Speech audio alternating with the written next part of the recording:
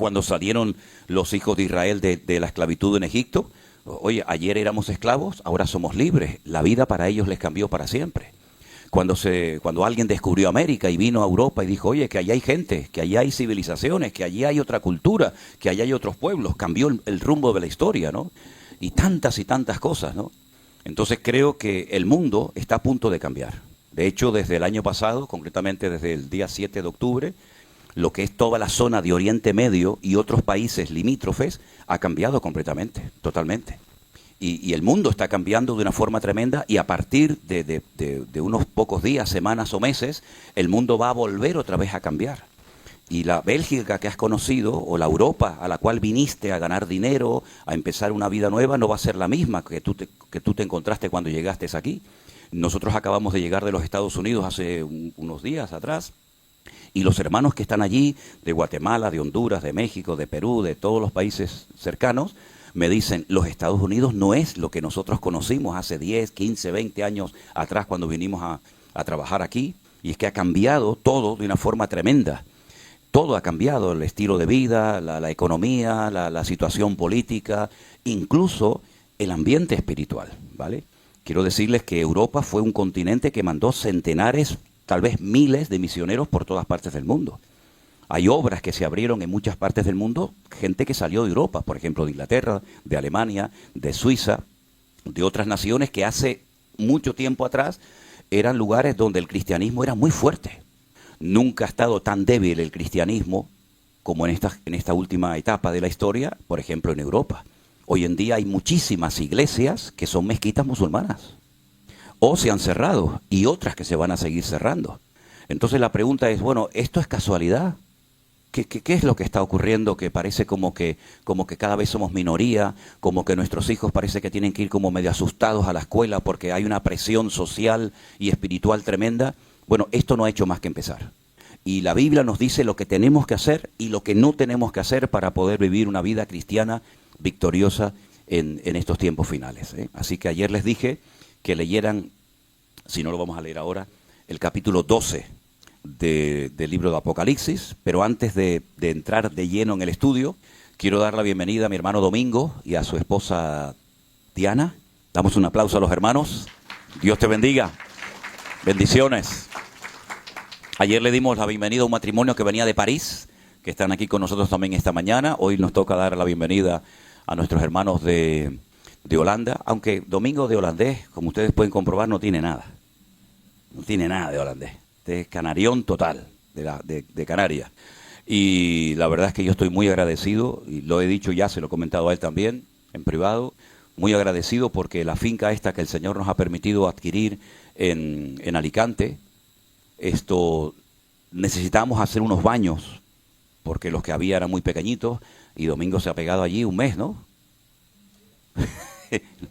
Como en la mili, ¿no? Las días, los minutos, las horas y los segundos, ¿no? 50 días, pero tienen que ir a ver los baños. Claro, yo no dejo entrar a nadie porque están tan bonitos que me da pena que me los ensucien. Yo les digo, mira qué bonitos los baños de Domingo, venga, ahora vayan al campo, ¿no? Pero un trabajo espectacular, trabajo tremendo, que si este hermano no hubiera ido, pues nosotros no hubiéramos sido capaces nunca, ¿no? De hacer eso. Yo lo hubiera dado, como decimos en Canarias, no sé si es una palabra que se emplea aquí, una escupidera esta, ¿no? Una vacinilla, le digo, toma, ¿quieres ir al baño? Toma, ahí tienes, ya está. Con eso te apañas, ¿eh? Oye, papel, pues mira, en los árboles coges hierbitas o piedras, ¿no? Pero bueno, la verdad que estamos muy agradecidos porque fue un hermano que se pegó, ya digo, 50 días allí trabajando fuerte, y gracias al Señor, con los voluntarios que están yendo, estamos dejando aquello en condiciones, y probablemente esa finca sirva para más cosas de lo que uno pensaba en un principio, que iba a ser utilizada, ¿no? ¿Hay alguien que haya venido también de un sitio lejano, que está esta mañana aquí, que a lo mejor no vino? ¿Ustedes, hermanos, de dónde vinieron? Oh, también vinieron de Holanda. Ah, mira, ustedes también, los 4. Y los de atrás también. Entonces, 2, 4, 6, 8 de Holanda vinieron. Un aplauso a los 8 de hermanos de Holanda. Gloria a Dios, qué bueno, no sabía. Pensé que eran de aquí.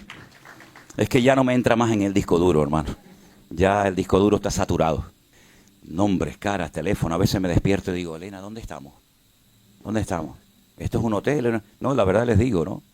Que no me pase lo que le pasó una vez a un pastor, que viajaba tanto, que bueno, uno hoy un día aquí, hoy un día allá, un hotel, una casa, y entonces El hombre a medianoche le entró unas ganas tremendas de ir al baño, le sentó muy mal la comida y claro, como no sabía ni dónde estaba, abrió la puerta y salió para afuera, para el pasillo del hotel y trancó la puerta y el hombre se quedó allí en paños menores en el hotel con unas ganas tremendas de ir al baño. Decía, Dios mío, ¿y ahora cómo entro? No tengo la llave, pero tengo unas ganas tremendas de ir al baño, estoy muy mal del estómago, me ha sentado fuerte la comida, el picante, Dios mío, ¿qué hago? Entonces vio allí esos ceniceros grandes que hay que son para tirar las colillas, ¿saben? Los que fuman, ¿saben? ¿No?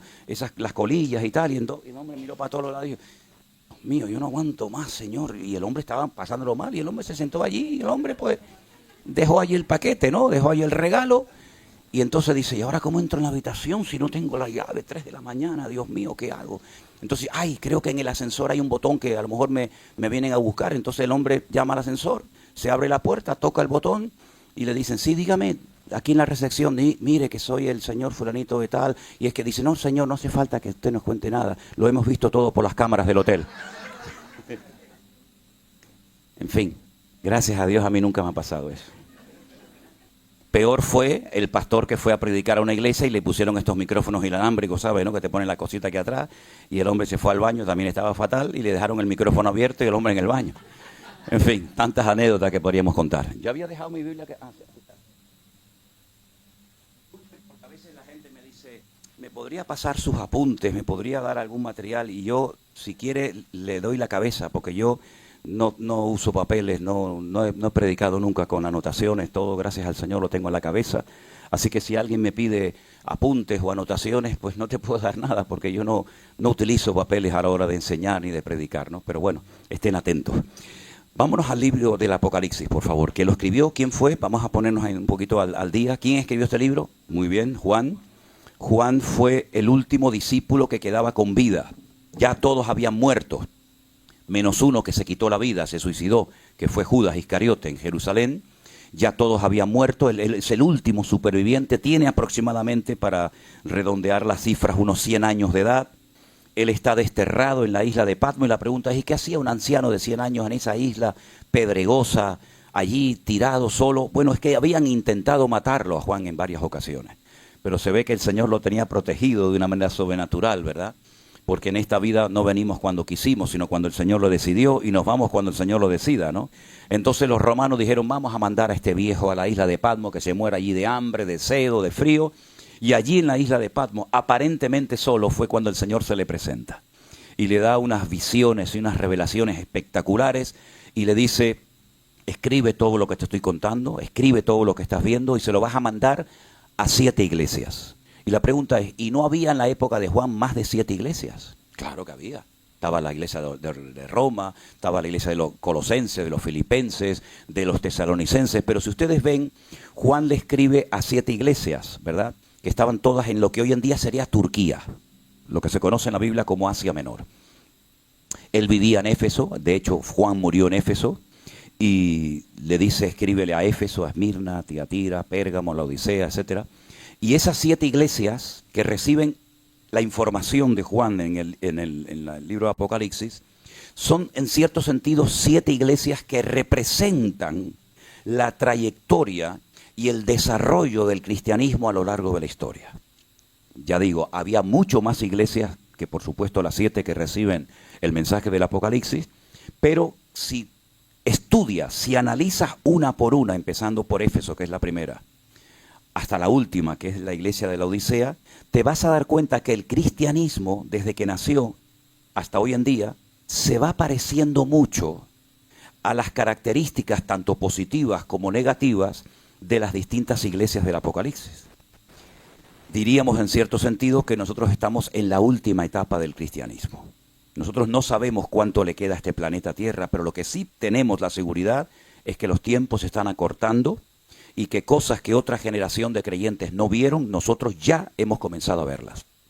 Podríamos decir que nos parecemos mucho a la iglesia de la Odisea. La iglesia de la Odisea, ¿cuál era el problema? Bueno, la iglesia de la Odisea tenía un problema gravísimo. Yo diría el más grave de todos, y es que perdió la presencia del Señor y no se habían dado cuenta. Dice el Señor, he aquí estoy a la puerta y llamo. Si alguno oye mi voz y abre la puerta, entraré a él, cenaré con él y él conmigo. Sin embargo, ellos decían, no tenemos necesidad de nada. Usted entra a cualquier iglesia hoy en día, esta no, porque, en fin, Pero usted entra a cualquier iglesia hoy en día y usted se fija en los detalles y allá adentro hay centenares, tal vez hasta miles y millones de dólares. En instrumentos, en baterías, en cámara, en salones, en moquetas, en sillas, en piano. Y usted dice, madre mía, si se levantaran los cristianos del siglo I, que se reunían en cualquier parte, en una playa, en un campo, en una montaña, y ven cómo son los salones de culto nuestros hoy en día, se caerían de espaldas. Nosotros estuvimos el año pasado en una iglesia de 15,000 miembros en Houston, que vamos a decir que nos prestaron, que después no nos prestaron nada, después nos cobraron hasta el papel higiénico. Y lo digo en serio, hasta el papel higiénico nos cobraron. Y era una iglesia que cuando la gente llegaba al culto, iban unos cochecitos de estos blanquitos de golf a buscar a los miembros para llevarlos al culto. Fíjense cómo tendría que ser el estacionamiento aquel, un aparcamiento gigante. Había un templo gigantesco solamente para los jóvenes, que tú entrabas allí y allí dentro había millones, en cámaras, en instrumentos musicales, tenían una cafetería espectacular, campos de fútbol, canchas de no sé qué, una piscina. Esa era la de los jóvenes, pero luego estaba la de los niños. Y luego estaba la de los adultos, y luego estaba la de los hispanos, porque claro, los hispanos no se podían juntar con los gringos, porque los gringos son los gringos. Los hispanos tenían su propia iglesia, que era una belleza, ¿no? Y allá adentro había millones. Eso es lo que le pasó a la iglesia de la Odisea. Una iglesia rica, materialmente hablando, pero espiritualmente en una decadencia total y absoluta. El Señor, cuando le habla a la iglesia, le dice palabras muy fuertes. Dice, yo a ustedes los voy a vomitar de mi boca. Y cuando una persona vomita, pues sabe que es porque te sientes mal con lo que estás comiendo. Ustedes son pobres, ciegos, desnudos, desventurados, miserables.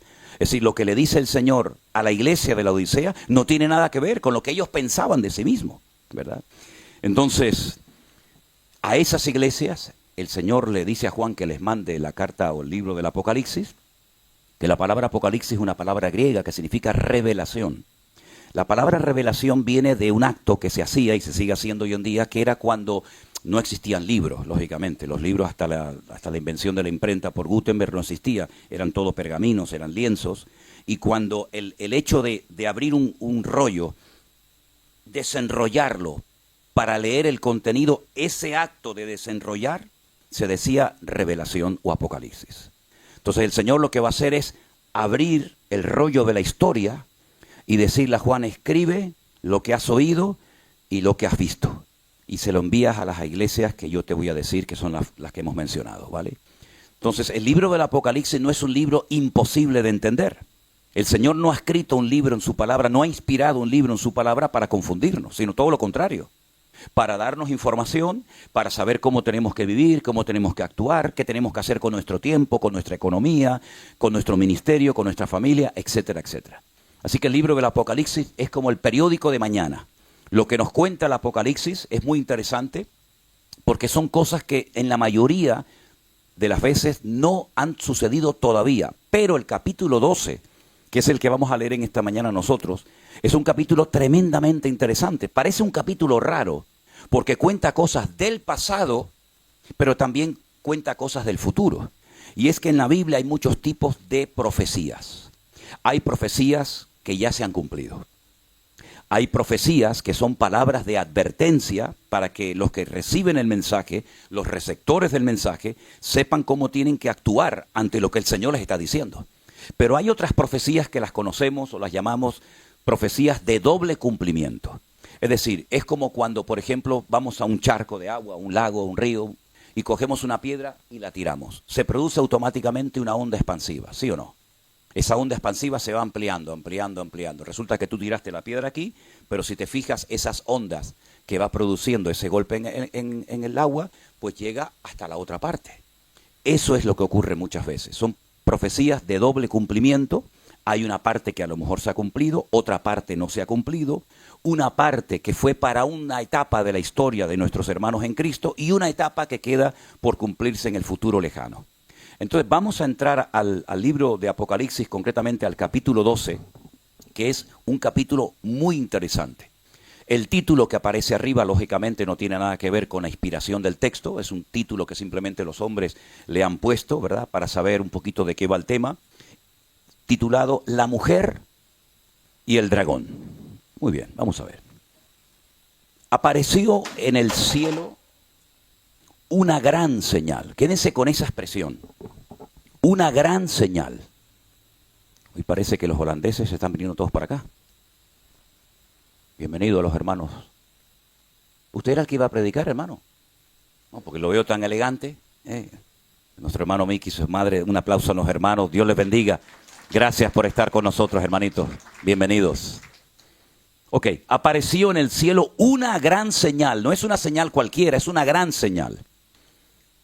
Una mujer vestida del sol, con la luna debajo de sus pies y sobre su cabeza una corona con 12 estrellas. Las características que nos está dando son muy interesantes. No es un hombre, es una mujer, donde aparece el sol, la luna y 12 estrellas. Estando encinta, otro dato interesante, clamaba con dolores de parto en la angustia del alumbramiento. También apareció otra señal en el cielo. Fíjense la diferencia. En el versículo 1 dice una gran señal aparece en el cielo, pero en el versículo 3 dice que aparece otra señal. La importancia no está en esta señal del versículo 3, sino en la gran señal del versículo 1. ¿Se dan cuenta el matiz? Esa señal consistía en que un gran dragón escarlata tenía 7 cabezas y 10 cuernos, y en sus cabezas 7 diademas. Fíjate la diferencia de lo que lleva la mujer: sol, luna y 2 estrellas, y este dragón lleva 7 cabezas, 10 cuernos y una serie de diademas o de adornos. Y su cola arrastraba la tercera parte de las estrellas del cielo. Las arrojó sobre la tierra. Y el dragón, fíjense qué dato tan interesante, se paró frente a la mujer que estaba para dar a luz, a fin de devorar a su hijo tan pronto como naciese. Así que el objetivo de este dragón era doble. Era hacerle daño a la mujer, a la madre, y al mismo tiempo devorar, destruir al niño una vez que naciera. Ahora vienen datos e información sobre la criatura, sobre el niño. Ella dio a luz a un hijo varón, no una niña, sino un varón, y ese niño regirá, gobernará con vara de hierro, y con total autoridad, a todas las naciones del mundo. Y su hijo fue arrebatado para Dios y para su trono. Vuelve otra vez Juan a hablar de la mujer, versículo 6. La mujer huyó al desierto, donde tiene lugar preparado por Dios. El lugar donde ella huye es un lugar que Dios ha preparado específicamente para ella, para que allí, en ese lugar preparado por Dios, la sustenten, la cuidan, la protejan por 1260 días. 1260 días son 3 años y medio, o 42 meses, como se dice también en otro libro. Después, ya pasamos ahora a otra etapa, hubo una gran batalla en el cielo. Miguel y sus ángeles luchaban contra el dragón. Y luchaban el dragón y sus ángeles, pero no prevalecieron, ni se halló ya lugar para ellos en el cielo. Fue lanzado fuera el gran dragón. Ahora nos da más información sobre el dragón. Dice que el dragón es la serpiente antigua. Y esa serpiente antigua se llama Diablo y Satanás, el cual engaña al mundo entero. Fue arrojado a la tierra y sus ángeles fueron arrojados con él. Entonces oí una gran voz en el cielo que decía: ahora ha venido la salvación, el poder y el reino de nuestro Dios y la autoridad de su Cristo, de su Mesías, porque ha sido lanzado fuera el acusador de nuestros hermanos, el que los acusaba delante de nuestro Dios día y noche. Ellos le han vencido por medio de la sangre del Cordero y de la palabra del testimonio de ellos, y menospreciaron sus vidas hasta la muerte. Por lo cual, alegraos cielos y los que moráis en ellos, ay de los moradores de la tierra y del mar, porque el diablo ha descendido a vosotros con gran ira, sabiendo que tiene poco tiempo. Cuando vio el dragón que había sido arrojado a la tierra, persiguió a la mujer que había dado a luz al hijo varón, y se le dieron a la mujer las 2 alas de la gran águila, para que volase delante de la serpiente al desierto, a su lugar, donde es sustentada por tiempos y la mitad de un tiempo. Es exactamente la misma expresión del versículo 6. 42 meses, 1262 días, 3 años y medio. Es lo mismo, pero con otra terminología. La serpiente arrojó de su boca tras la mujer agua como un río, para que fuese arrastrada por el río.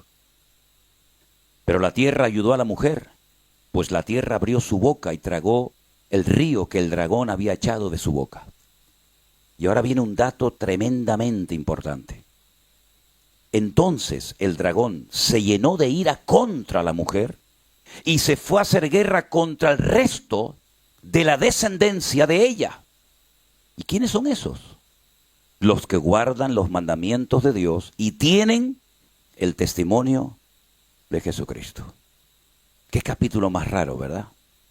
Una mujer que está embarazada, preocupada, le entran los dolores de parto y sabe que si nace el niño hay un dragón, un animal mitológico, que quiere devorar al niño, pero hay un momento en el que ella tiene que huir al desierto. El niño, cuando nace, va a gobernar, va a regir con vara de hierro a todas las naciones de la tierra. Entonces ya el protagonista es el niño, no la mujer. La mujer huye al desierto, a un lugar específico que Dios ha preparado, que Dios ha diseñado para que la cuiden, no durante miles de años, sino un tiempo corto de 3 años y medio, 42 meses o 1260 días. El dragón, viendo que su objetivo principal, que era devorar al niño, no se ha cumplido, pues se llena de ira, ya está arrojado, ya está fuera de la presencia del Señor. La sangre del Cordero, la sangre de Cristo, la obra de Cristo lo ha derrotado. Entonces dice, bueno, ya que no he podido ni con el niño ni con la mujer, pues me voy a hacer guerra contra los descendientes de la mujer que dice la Biblia que son los que guardan los mandamientos de Dios y tienen el testimonio de Jesucristo. Y uno se queda así diciendo, ¿pero esto qué es? ¿Esto es algo que ya pasó? ¿Esto es algo que va a ocurrir en el futuro? ¿Dónde nos metemos nosotros? ¿Quién es esta mujer? ¿Quién es este niño? ¿Quién es este dragón? Vamos a empezar por el principio. La Biblia dice que este capítulo es una gran señal. Por lo tanto, es como decir, atención, atentos, ojo, esto es muy importante. No es algo para pasar desapercibido, esto es una gran señal. ¿De acuerdo? Entonces hay que abrir los ojos, abrir el corazón, abrir la mente y decirle al Señor, Señor, muéstrame y explícame qué significa esto. Ahora, dentro del círculo teológico de la Iglesia Católica, como siempre, los católicos meten a la Virgen en todas partes. Siempre la ven por todos lados. Entonces ellos interpretan que la mujer es la madre de Jesús, María. ¿Por qué no puede ser María? Porque dice la Biblia, hay un detalle muy significativo. Aquí sería una tremenda contradicción a los católicos. Que cuando el niño no puede ser devorado, no puede ser destrozado por el dragón, que es Satanás, que es el diablo, se va a hacer guerra contra el resto de la descendencia de ella. Es decir, ya ella tenía otra descendencia. El objetivo era matar sobre todo a ese niño, especialmente a ese niño. Pero habla de que ya tenía descendencia. Y María sabemos que no tenía ninguna descendencia. María fue virgen cuando concibió al Señor Jesucristo. Ella no era madre de un montón de hijos y aparte del Señor Jesucristo. Después probablemente, y la Biblia nos enseña que María tuvo más hijos, pero el primero, el que abrió la matriz. Por eso dice la Biblia que tuvieron que subir sus padres a Jerusalén, porque hay un versículo bíblico que dice que todo varón que abre la matriz de una mujer tiene que ser consagrado solamente al Señor. De hecho, hasta hoy en día hay una celebración que se llama Pidión, que significa que cuando una madre tiene por primera vez un hijo varón, con las hembras no se hace esta ceremonia, pero cuando tienes un hijo varón y es el primero que has tenido, tienes que ir a la sinagoga y tienes que dar un dinero para redimirlo, para comprarlo, ¿verdad? Esto es como un símbolo de lo que Cristo ha hecho por nuestra vida, que nos ha comprado y nos ha redimido, ¿verdad? Entonces, María no tenía descendencia cuando parió al Señor Jesucristo, ¿de acuerdo? Entonces no puede ser María. Hay otras personas que han dicho, entonces la mujer es la iglesia. Tiene que ser la iglesia porque la iglesia en la Biblia siempre es tratada como esposa, como novia, como mujer.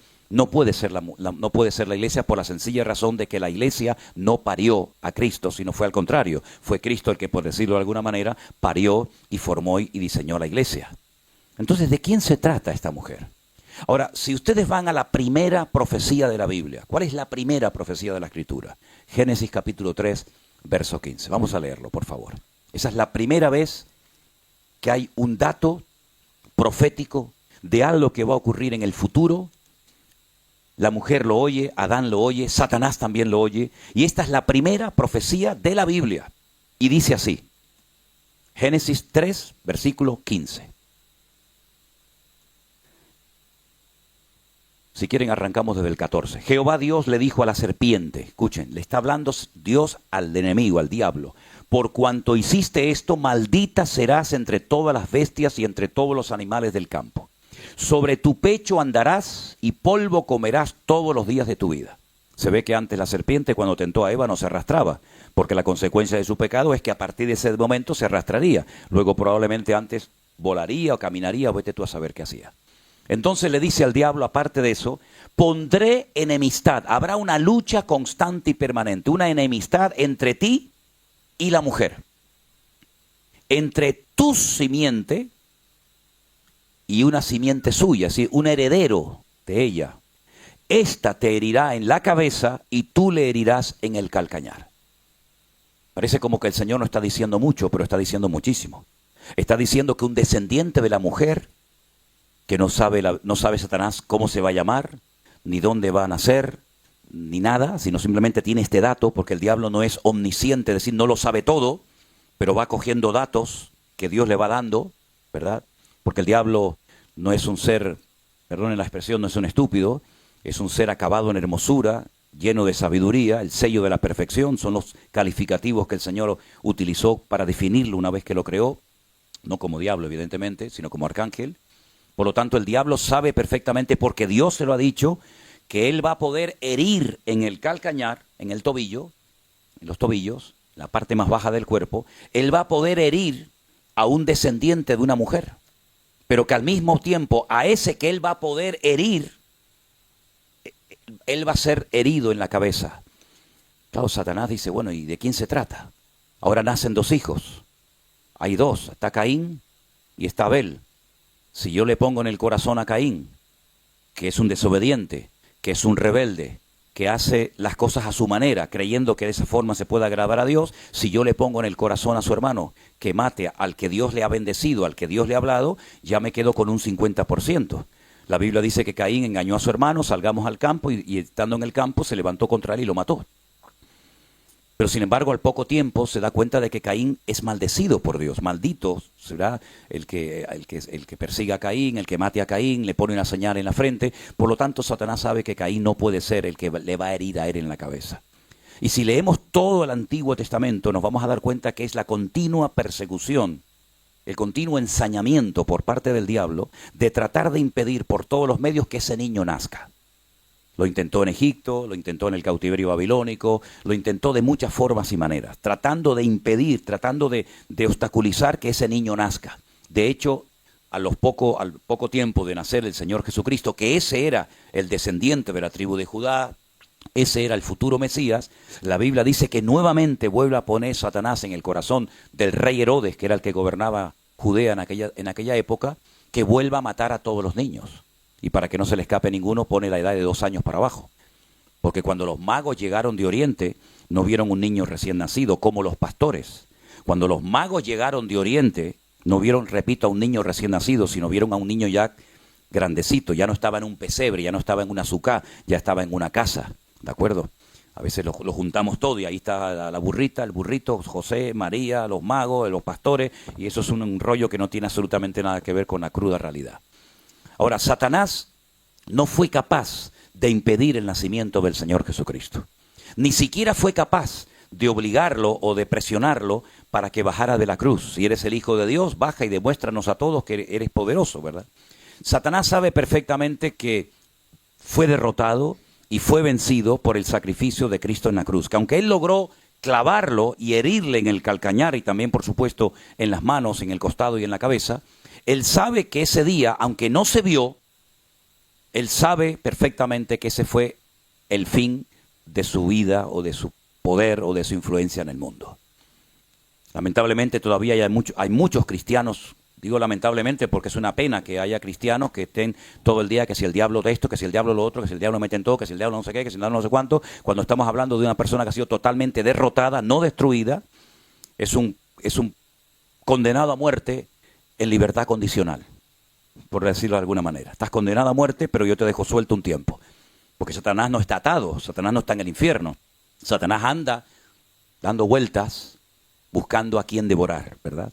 Ahora bien, la mujer es el pueblo de Israel, que recibe la promesa por medio de Eva, por medio de Abraham, por medio de Isaac, por medio de Jacob, por medio de las tribus de Israel, recibe la promesa de que algún día un descendiente del pueblo de Israel, y fue dando datos el Señor a lo largo de la historia, diciendo de las 12 familias, esta es la familia de la cual va a proceder el Mesías, y es de la tribu de Judá, de la cual era el rey David, ¿verdad? Entonces, la mujer es el pueblo de Israel, el niño es el Señor Jesucristo, que tenía que nacer. Ahora, si ustedes se dan cuenta, el arcángel Gabriel apareció en varias ocasiones en lo que llamamos nosotros el Antiguo Testamento. Pero la primera vez que el ángel Gabriel aparece en el Nuevo Testamento es cuando va a la casa de una mujer llamada Miriam o María. Y le dice 7 cosas que van a suceder con ese niño. Una de las cosas que le dice es que reinará sobre la casa de Jacob y su reino no tendrá fin. Será un rey eterno. No como los reyes de Judá o de Israel que reinaban un tiempo y morían, sino que ese niño algún día gobernará sobre todas las naciones de la tierra y sobre la casa de Jacob para siempre, y su reino no tendrá fin. De las 7 profecías que ustedes las pueden leer en Lucas, en el anuncio del nacimiento del Señor Jesucristo, de las 7, 4 ya se han cumplido. Eso se lo dejo como tarea. 3 no se han cumplido y tienen que ver con los últimos tiempos. El Señor cuando vino no reinó sobre la casa de Israel. De hecho, el día mismo de la ascensión, sus discípulos se le acercaron al maestro y le dijeron, Señor, tú vas a restaurar el reino. Si hay un reino, tiene que haber un rey. Si hay un reino, tiene que haber un sistema monárquico. Tú vas a restaurar el reino en este tiempo. Y se les dijo, no os toca a vosotros saber las sazones que el Padre puso en su sola potestad. Él no vino como rey triunfante y glorioso, sino viene como siervo sufriente, según lo que había dicho Isaías 53, ¿verdad? Que sería llevado como oveja al matadero, etcétera, etcétera. Pero la Biblia habla de 2 venidas. Si usted solamente tuviera el Antiguo Testamento, imagínense por un instante que no tuviéramos Nuevo Testamento, como es la Biblia de los judíos, que no tienen Mateo, Marcos, Lucas, Juan, sino solamente tienen el Antiguo Testamento, usted podría llegar rápidamente a la conclusión de que el Mesías tendría que venir 2 veces, una vez para morir y otra vez para reinar. Lamentablemente los judíos pensaban que cuando viniera el Mesías iba a venir a reinar y confundieron la segunda venida con la primera venida. Por eso ellos rechazan a Jesús, rechazan al Señor Jesucristo, porque dice que Él no fue capaz de unir a todas las tribus de Israel, ¿verdad? Que nadie sabe dónde están, y reinar sobre la casa de Jacob para siempre. Por eso lo descartan como un falso Mesías. Pero sin embargo la Biblia nos habla de que Él tendría que venir primeramente a morir, a redimirnos, porque la sangre de los toros y de los machos cabríos no perdonan nuestros pecados. Usted puede matar 20,000 vacas, ovejas, carneros, lo que quiera, pero la mancha de su pecado siempre quedará en usted. Pero cuando viene el Señor Jesucristo, una persona que ya le llamamos Juan el Bautista, dijo, este es el Cordero de Dios, que es el que quita, no el que cubre, no el que tapa, sino el que quita el pecado. Y efectivamente, Jesús fue el Cordero, la víctima inocente, que tendría que morir en tu lugar y en mi lugar. Por eso los judíos le llamaron la atención a los discípulos, porque todos los años en la fiesta de Pesaj, que se celebra en la época de marzo, abril, la fiesta de la Pascua, el sumo sacerdote se iba al sur, como a 7, 8 kilómetros más o menos de Jerusalén, está un pueblecito llamado Betlehem, que significa la casa del pan, o Belén, como lo llamamos nosotros. Y entonces allí era donde se criaban los corderos para sacrificarlos en el templo. Allí fue donde nació el Señor. Por eso allí estaban los pastores esa noche cuando el Señor Jesús nació. Y entonces el sumo sacerdote iba a Belén y compraba 2 corderos. Y cuando iba rumbo a Jerusalén, la gente en esa puerta estaba esperando al sumo sacerdote, y cuando lo veían en el horizonte, cuando veían que venía con los 2 corderos, la gente comenzaba a decir, Baruch haba Beshem Adonai. Bendito el que viene en el nombre del Señor. Entonces, un cordero, echaban suertes, hacían como una especie de rifa, no sé, una especie de suerte, y decían, bueno, a este le tocó morir aquí en el altar en Jerusalén. Y al otro lo tenemos que mandar a Azazel, se llamaba así, al desierto. y allí tiene que morir, allí tiene que ser despeñado. Tan pronto muera el cordero en el desierto, nosotros que estamos en Jerusalén sacrificamos al otro cordero que estaba vivo. Sí, pero no había teléfono, no había WhatsApp. ¿Cómo sé yo que estoy en Jerusalén, que este cordero que se ha llevado al desierto ya está muerto y ya puedo matar al que está vivo? ¿Cómo lo sé? Entonces les ocurrió una idea genial. Cuando ustedes van a Jerusalén se van a encontrar a muchos pidiendo en la calle dinero y te venden un hilito rojo que te lo amarran aquí. Y ellos dicen, no, para la buena suerte. Pero fíjense lo que se hacía. Se ponía un hilo en uno de los cuernos del carnero que se llevaba al desierto y otro hilo en el que se quedaba en Jerusalén.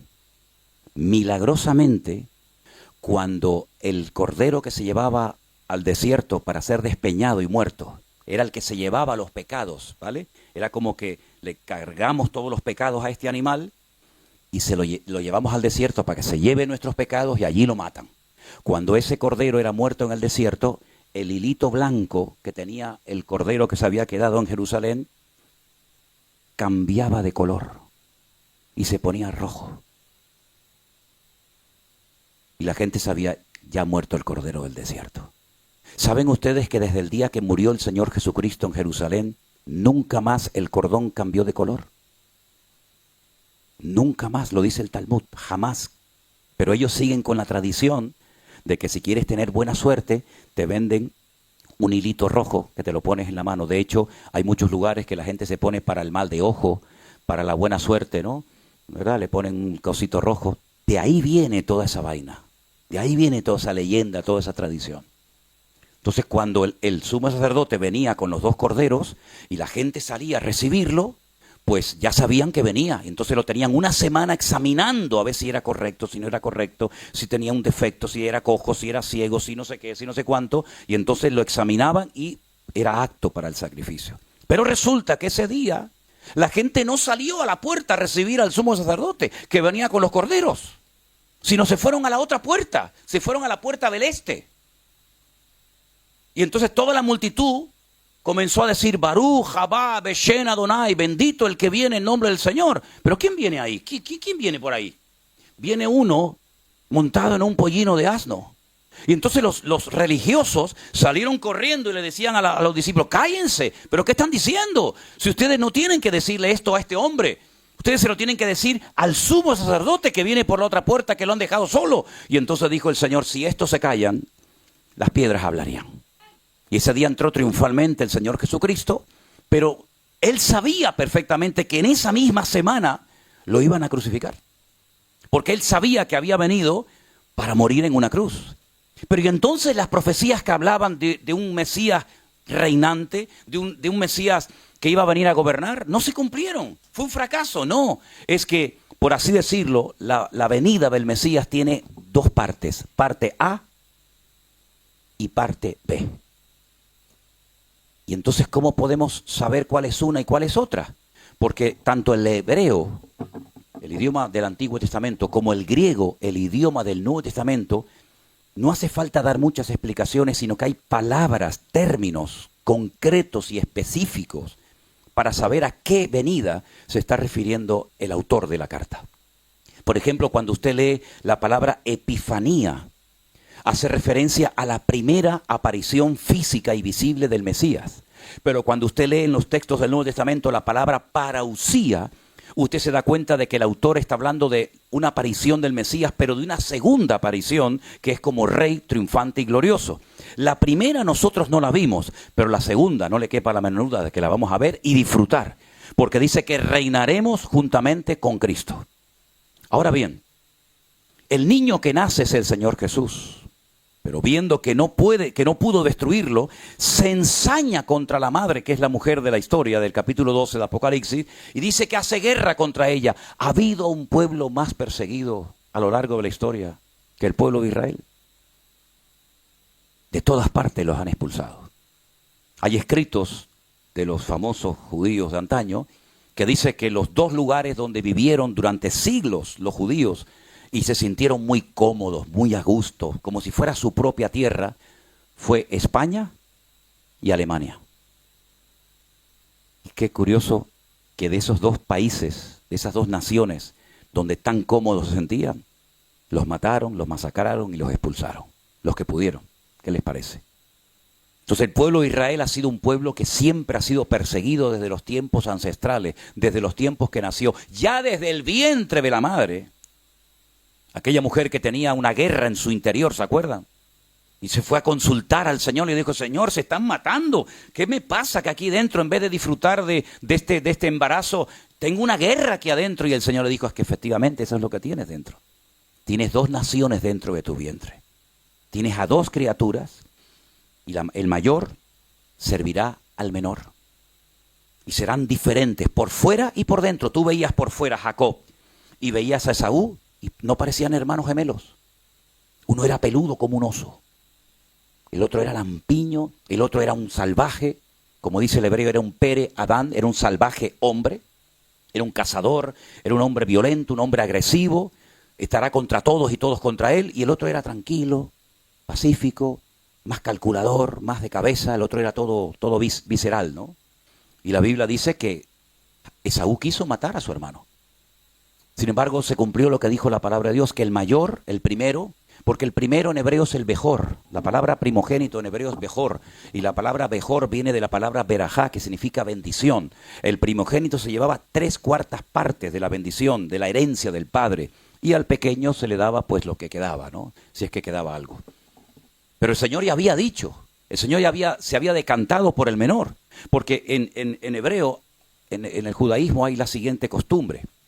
Imagínense que este es el vientre de la mujer. Si cogemos una piedra y la metemos, va al fondo de la botella, ¿sí o no? Y si cogemos otra piedra, llega y se posa sobre la piedra que está al final. La primera que entró, sale la última. Y la última, sale la primera. Eso es como ellos explican un parto de gemelos. El primero que entró en el judaísmo es el primogénito. El segundo tiene que servir al primero. Aunque entró primero, sale el segundo.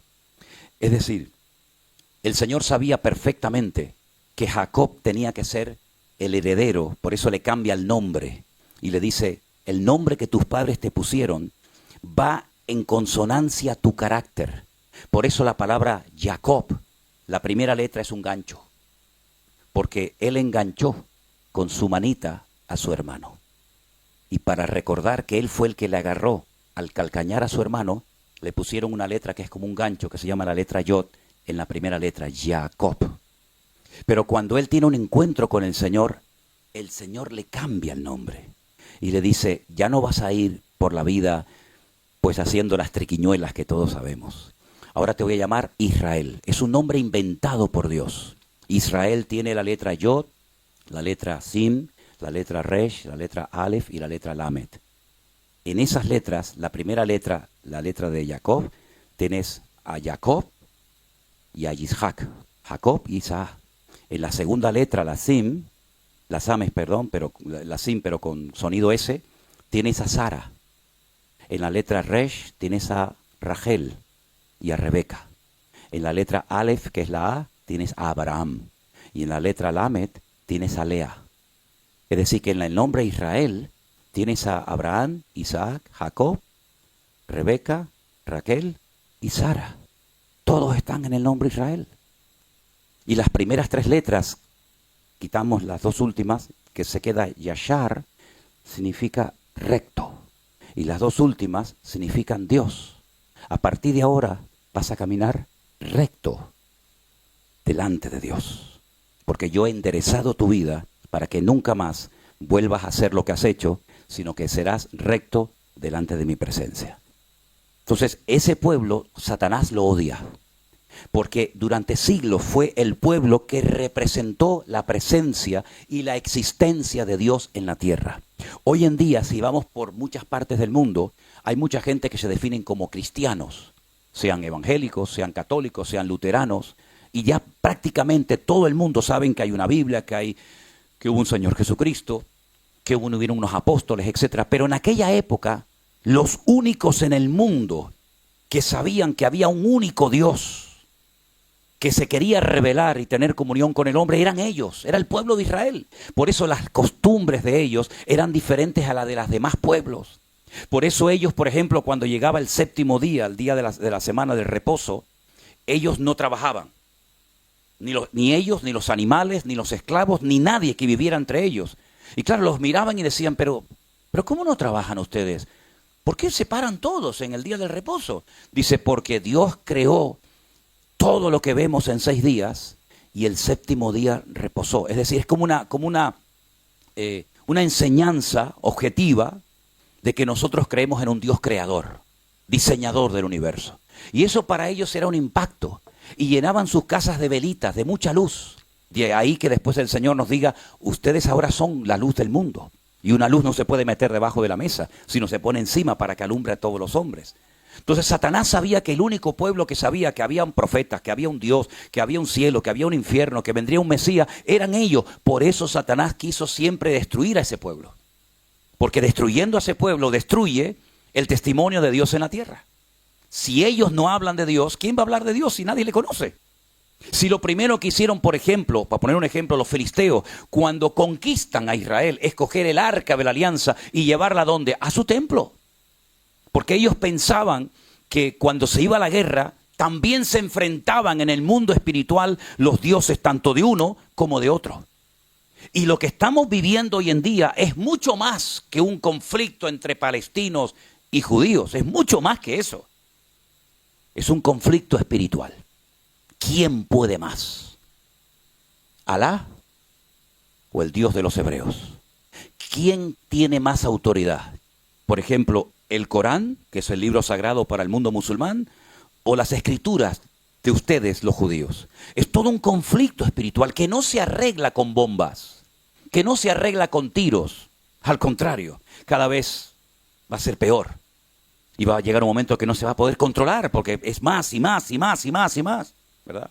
Es el ojo por ojo y diente por diente. El único que puede poner paz, verdadera paz, es el creador del universo, es Dios. El hombre no puede poner paz. Hoy firmas un tratado de paz y mañana lo quebrantamos. Hoy digo, bueno, no nos atacamos más, mentira, mañana nos atacamos otra vez. Y siempre el hombre está pensando en cómo atacar, cómo destruir, cómo hacer esto, cómo hacer aquello. Si alguien logra destruir a Israel, si alguien fuera capaz de destruir a esa gente, demostraría 2 cosas. Que el Dios de ellos es más débil que el mío. O que Dios es un mentiroso y no pudo cuidarlos como tú dijiste que los ibas a cuidar. Ahora, fíjense que no estamos hablando de un pueblo perfecto, ni mucho menos, cuidado, cuidado. Pero Dios dice, yo he empeñado mi palabra. Yo sé que hoy en día la palabra de un hombre pues vale poco, pero hace muchos años tú le dabas la mano a un hombre y no hace falta firmar ningún contrato. Yo te digo que te voy a vender mañana mi auto y te lo vendo.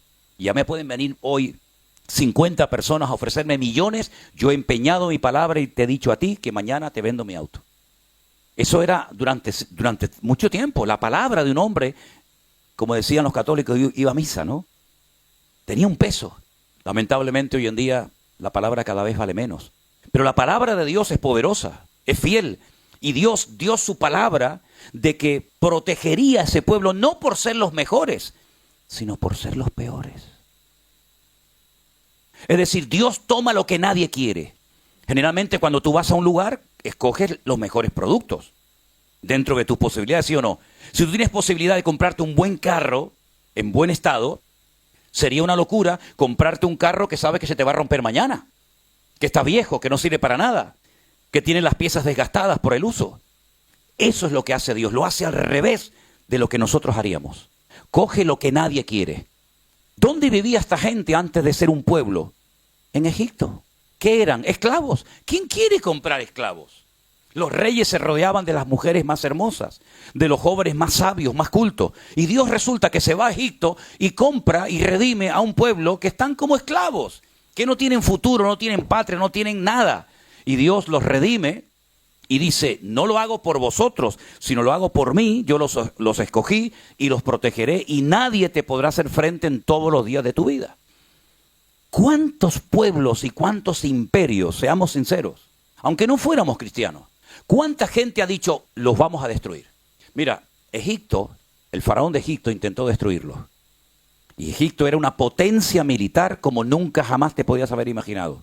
Egipto fue destruida. Y los judíos salieron. Y Egipto fue destruida. Llegó Nabucodonosor, una potencia militar brutal desde Irak, Babilonia en la Biblia. Les quemó el templo. Mató y violó a mujeres. Se los llevó 70 años a Babilonia. Les cambió el nombre a todos los judíos para que no se acordaran del nombre de Dios. Les enseñó otro idioma, el arameo. Les cambió las culturas, les cambió las formas como comían. No los logró destruir. ¿Qué quedó de Babilonia? Nada. Ellos salieron, reconstruyeron su país. Llegaron los medos persas. Los persas son los iraníes y los medos son los kurdos. Durante siglos conquistaron a los judíos. Hicieron un daño terrible. ¿Dónde están los kurdos y los persas? Nada, el pueblo de Israel sigue estando ahí. Llegaron los griegos con Alejandro Magno, un imperio militar brutal. Llegaron a Jerusalén y el templo lo convirtieron en un gimnasio. Pusieron la estatua de Júpiter. Antíoco Epifanes, uno de los descendientes de los generales de Alejandro Magno, pues cogió un cerdo, lo sacrificó, lo llevó allí al Arca de la Alianza, profanó el lugar santísimo. Un desastre. ¿Dónde está el imperio griego? No existe. Llegaron los romanos, el imperio más largo de la historia, casi 1000 años. Casi 1000 años. Destruyen Jerusalén, le cambian el nombre, no se va a llamar Jerusalén, esto se llama Aelia Capitolina. ¿Cómo se llama este país? Eretz Israel, la tierra de Israel. A partir de ahora se va a llamar Palestina o Filistea, tierra de los filisteos. Quemaron, torturaron, crucificaron, destruyeron. ¿Dónde está el imperio romano? No está el imperio romano. Llegaron los cruzados, llegaron los españoles, quisieron destruir al pueblo de Israel. O se convierten o les cortamos la cabeza. Los que se convertían los llamaban cerdos, marranos. ¿De dónde creen ustedes que viene la costumbre de tener una hucha en forma de cerdo? Una hucha para guardar dinero con la rajita arriba para guardar dinero. Del cerdo avaricioso judío. A las afueras de Andalucía hay unas montañas que se llaman Despeñaperros. ¿Qué hacían en esa montaña? Pues cogían a los perros judíos y los tiraban al barranco y los mataban. ¿Qué pasó con el imperio español? El imperio más grande que jamás ha existido. La mitad de Estados Unidos, Filipinas, parte de Europa, toda Latinoamérica. ¿Dónde está el imperio español? No hay nada. Y cada vez somos menos y cada vez estamos más divididos. Hasta los catalanes se quieren ir de España. Llegó Hitler, Segunda Guerra Mundial, una fuerza militar tremenda, uno contra todos, nunca había pasado eso, uno contra todos, dominó Bélgica, conquistó Italia, conquistó Alemania, conquistó Austria, conquistó Polonia, conquistó Holanda, conquistó todo. ¿Qué fue del Tercer Reich que decía que iban a durar 1000 años? ¿Dónde están? Murieron todos. Los judíos los masacraron. A los pocos años, 1948, la Segunda Guerra Mundial creo que terminó en el 45, 3 años más tarde ya tienen un país los judíos. Y Hitler ya se murió. Tú dices, bueno, pero vamos a ver, ¿pero qué tiene esta gente? ¿Qué le pasa a este pueblo? Es que Dios ha empeñado su palabra. Ahora Israel está peleando contra 7 frentes diferentes. Díganme ustedes un país que pelee contra 7 frentes al mismo tiempo. Un país que es así. Que es el 0,02% de la población mundial. 9 millones de judíos viven allí, parece que viven 1000 millones. 9 millones de judíos contra millones de naciones. Y tú dices, ¿pero qué es lo que pasa? ¿Cómo es posible que hay imágenes, hay muchas imágenes, que lancen los cohetes para allá y se den la vuelta y vuelvan para el que lo lanzó? ¿Cómo es posible que ocurran tantas cosas? En la Guerra de los 6 días, 1967. Suben los poquitos tanques de guerra a los altos del Golán. Cuando llegan arriba se encuentran centenares y centenares de carros de combate de los sirios, armados hasta los dientes, material ruso tremendamente sofisticado. Están subiendo los 4 tanques viejos de la Segunda Guerra Mundial que habían recuperado los judíos, y cuando llegan arriba a los altos del Golán se ven todo el valle lleno de centenares y centenares de carros de combate. Este es el fin, ya no hay ninguna escapatoria, de aquí no salimos. De repente comienzan, y hay imágenes, comienzan a abrir las tapas de los tanques de combate, los sirios, con todo el material dentro, armados con cohetes, con misiles, con todo, lo dejan encendido y salen corriendo. Y dicen, pero ¿por qué se van? ¿Por qué se van? ¿Por qué no nos disparan? Años más tarde, generales sirios dijeron, pero ¿cómo no íbamos a huir? Si cuando ustedes subían los altos del Golán iba una mano gigante así, protegiéndolos y cuidándolos. Los franceses llegaron en una de las famosas guerras que hubo con Gaza, no esta, sino otras. Y dijeron, pero ¿cómo son tan malos ustedes que cogen un bazooka y apuntan para allá? Ahí está el edificio, ahí viven 500 personas. Lanzan para allá y sale para allá el cohete. ¿Por qué no apuntan bien? Y ellos dijeron, porque el Dios de ellos pelea contra nosotros. Cosas increíbles, increíbles. O esto es verdad lo que dice la Biblia, o alguien nos está mintiendo y tomando el pelo. Entonces, queridos hermanos, esta mujer es el pueblo de Israel que ha sido y seguirá siendo perseguido. Y les voy a decir algo, y esto no ha hecho más que empezar. Porque ahora están peleando con 7 frentes diferentes, con los hutíes en el sur, con Hamas en el oeste, con los Hezbollah en el norte, con Irak, con Irán. Pero va a llegar un momento que todas las naciones de la tierra, escúchenlo bien, todas las naciones de la tierra atacarán a Israel, todas. Y los que van a capitanear, los que van a dirigir este ataque brutal contra Israel, van a ser nada más y nada menos que, como dice la Biblia, en los tiempos de la Biblia se llamaba Gog, Magog, Mesed y Tubal, que son las naciones de Rusia y todos los satélites que giran en torno a ellos. Putin fue criado por una familia hebrea. Putin no va a atacar a Israel.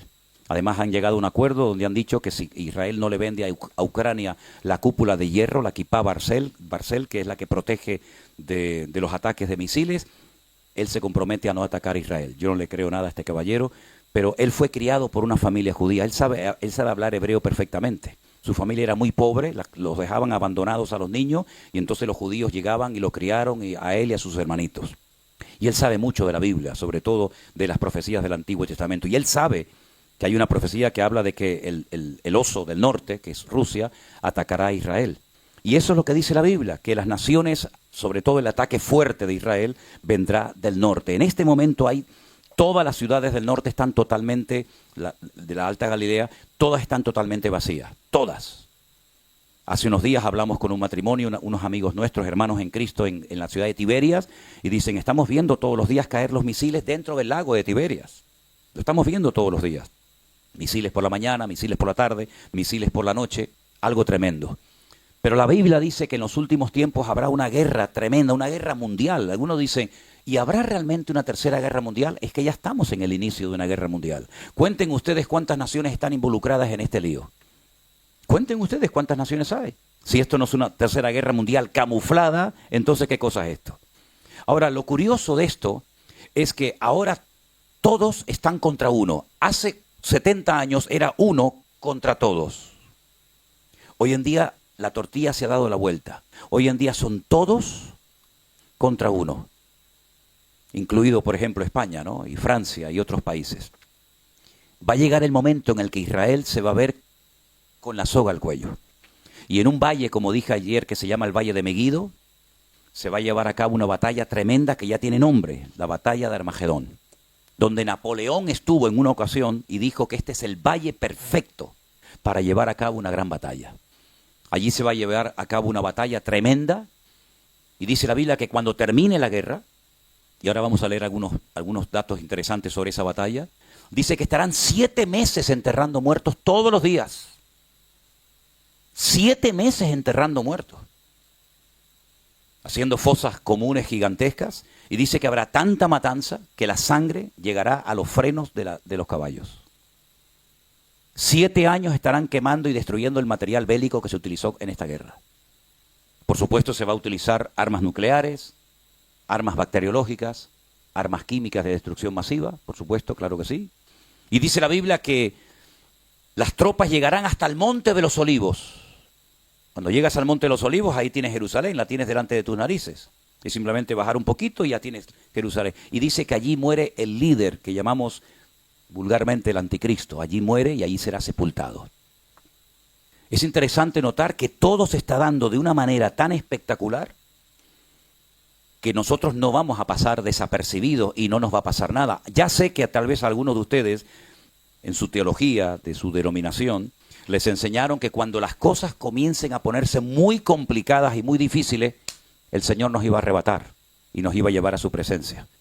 Eso no se puede demostrar bíblicamente. Y sé lo que digo, Y llevo 44 años hablando de la Biblia.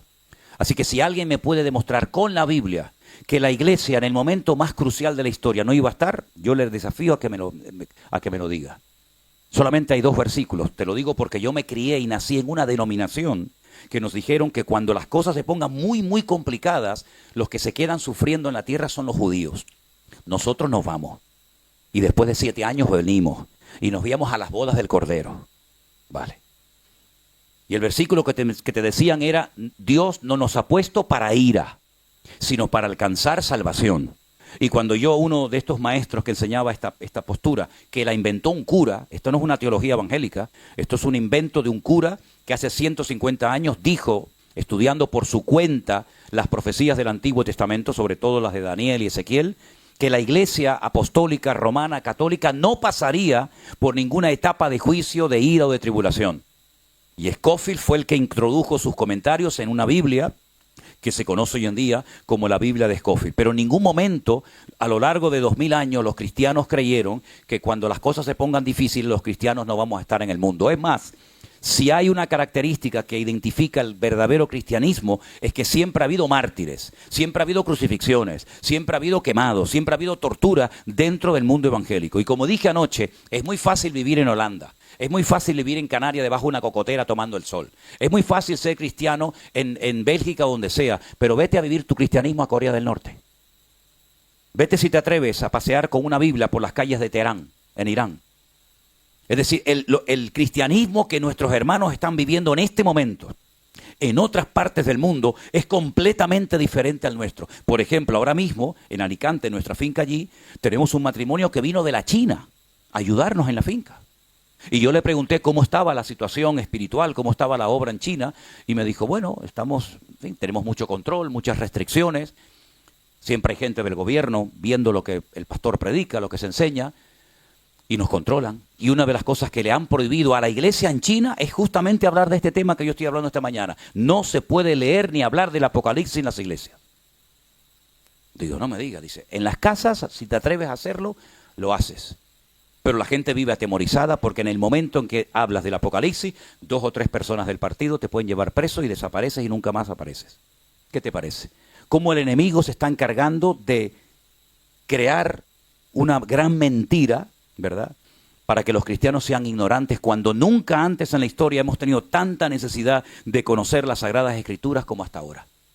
Ahora, el capítulo que hemos leído nos habla de una persecución a una mujer embarazada, que es Israel, de un ataque contra un niño que será y fue el Señor Jesucristo, pero no contento con eso, la Biblia dice que cuando ve que la mujer se le escapa y huye al desierto, a un lugar preparado por el Señor para que la cuiden durante 1260 días o 3 años y medio, el diablo no dice, bueno, pues nada, perdí, ahora me quedo tranquilo. No. Dice en el versículo 17, y lo vuelvo a leer, entonces el dragón, que es el diablo, Satanás, se llenó de ira contra la mujer y se fue a hacer guerra contra el resto de la descendencia de ella. Y si alguien se pregunta en esta mañana, ¿y esta gente quiénes son? Te lo dice aquí. Los que guardan los mandamientos o la palabra del Señor y los que tienen el testimonio de Jesucristo. ¿Somos o no somos nosotros testigos del Señor Jesucristo? Si alguien te para por las calles en esta mañana y te pregunta, ¿tú eres cristiano? ¿Tú sigues a Jesucristo? ¿Cuál es tu respuesta? Sí, pues entonces aquí estás tú. Este eres tú, los que guardamos el testimonio de Jesucristo, los que todavía nos atrevemos a hablar de estas cosas en público, los que todavía estamos de pie y decimos, sí, yo soy cristiano, ¿qué problema hay? ¿Qué problema hay que yo sea cristiano y quiera seguir las enseñanzas y el testimonio del Señor Jesucristo? Pues dice la Biblia que no solamente se atrevió a perseguir al niño y a la mujer, que era Israel, sino que va a hacer guerra contra los que dicen que siguen las enseñanzas y el testimonio del Señor Jesucristo. Y ahí entramos tú y yo. Tenemos en este momento más de 66 millones de personas que practican otra religión en Europa. Y una de las normas o una de las costumbres que tienen es impedir que personas que no siguen sus enseñanzas, sus doctrinas, pues lo puedan hacer con toda libertad. Un verdadero musulmán, no uno de estos de pacotilla, un verdadero musulmán tiene que hacer todo lo posible para que el Islam se extienda por todas las naciones de la tierra y que el cristianismo no siga extendiéndose. Así de claro. Porque el cristianismo hizo guerra contra el Islam, no nos olvidemos de eso. ¿Qué hicieron los cruzados durante siglos? Ir a lo que era en aquel momento Palestina, a recuperar la Tierra Santa y los lugares santos, como por ejemplo el Santo Sepulcro y otros, para que los cristianos pudieran ir de Occidente a Oriente, a los lugares más bíblicos de la tierra. En la mentalidad católica, Los 3 lugares más sagrados del mundo son los siguientes. Primero, Jerusalén. Segundo, el Vaticano. Tercero, la Basílica de Santiago en Santiago de Compostela, en Galicia. Porque es de donde dicen que está el apóstol Santiago enterrado. Que Santiago nunca llegó a España, pero bueno. Pero lo curioso es que cuando usted entra a la ciudad antigua de Jerusalén, que está dividida en 4 barrios o cuartos, hay un barrio que es para los judíos solamente, otro que es para los musulmanes, otro que es para los cristianos armenios y otro que es para los judíos, los musulmanes, los ortodoxos y los armenios. Es curioso porque hay muchos árabes que son cristianos, no son musulmanes, son árabes cristianos. Pero hay un barrio que es el barrio de los armenios. El pueblo armenio ha sido el único pueblo que siempre han sido cristianos. Fue San Bartolomé, uno de los discípulos de Cristo, llamado Bartolomé, fue a esa parte del mundo, los evangelizó, y desde ese momento, desde el siglo I hasta hoy en día, los armenios nunca cambiaron de religión, siempre fueron cristianos, muy parecidos a los católicos. Ellos no se someten al Papa, sino que tienen el patriarca, pero es más o menos parecido al catolicismo. Ellos tienen una iglesia que la abren de vez en cuando en el año, van una peregrinación tremenda a visitar, y yo me enteré allí. Yo dije, madre mía, qué desilusión para los españoles. Tienen la cabeza del apóstol Santiago en Jerusalén. Y los españoles se creen que tienen todo el cuerpo y lo que tienen es el tronco.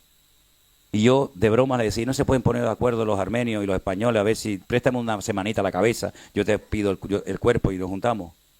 Estas son las cosas de la religión, tremenda. ¿Va a haber persecución contra los cristianos? Por supuesto. Así que vaya mentalizándose de que en cualquier momento el mundo puede volver a cambiar. El mes de noviembre de este año va a ser un mes crucial por varios motivos. Primero, se espera que de un momento a otro Israel ataque a Irán. Si Israel ataca a Irán, esto va a ser un detonante brutal, porque no va a atacar con bombitas de agua. Va a ser un ataque bestial, aunque todos están tratando de frenarle.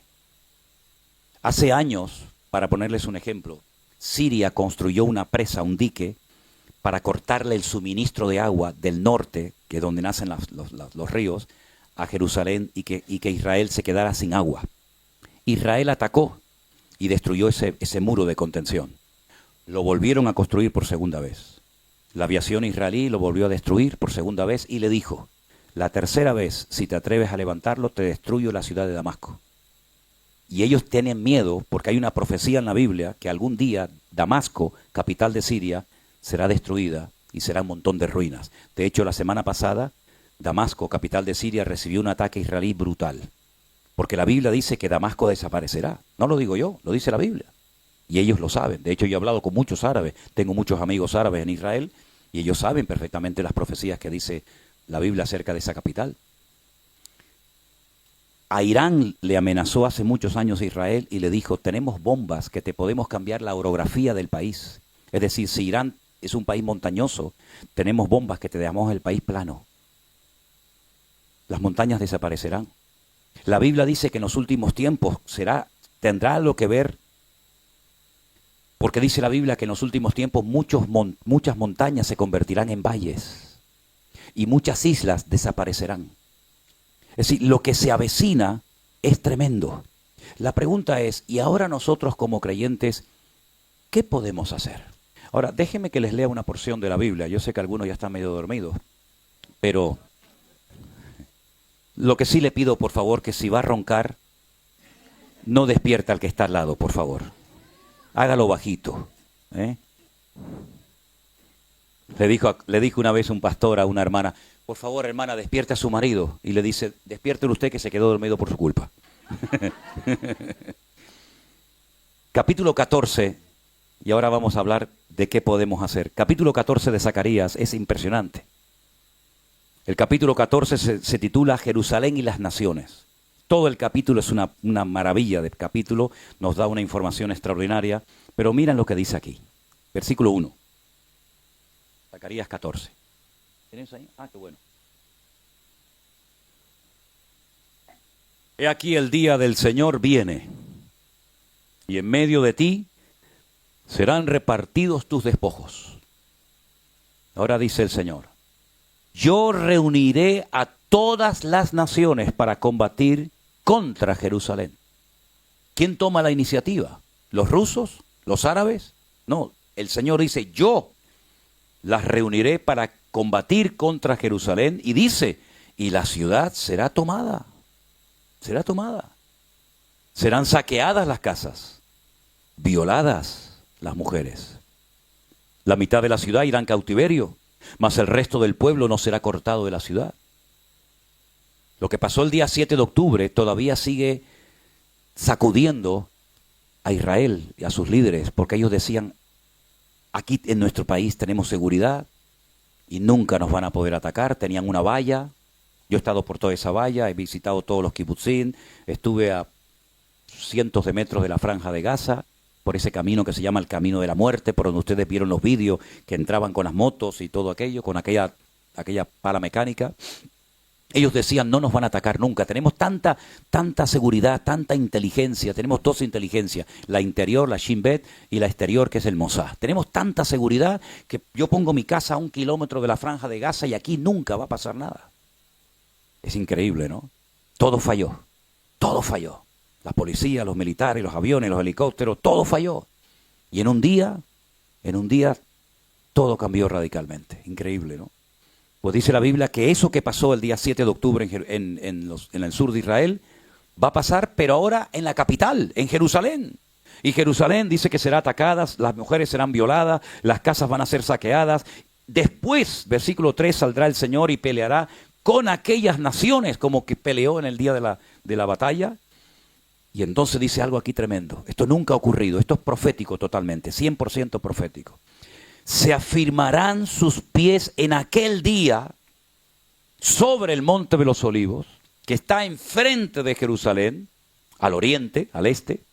El monte de los olivos se partirá por en medio, hacia el oriente y hacia el occidente, haciendo un valle muy grande, y la mitad del monte se apartará hacia el norte y la otra mitad hacia el sur. Se va a hacer un valle gigantesco, un valle enorme.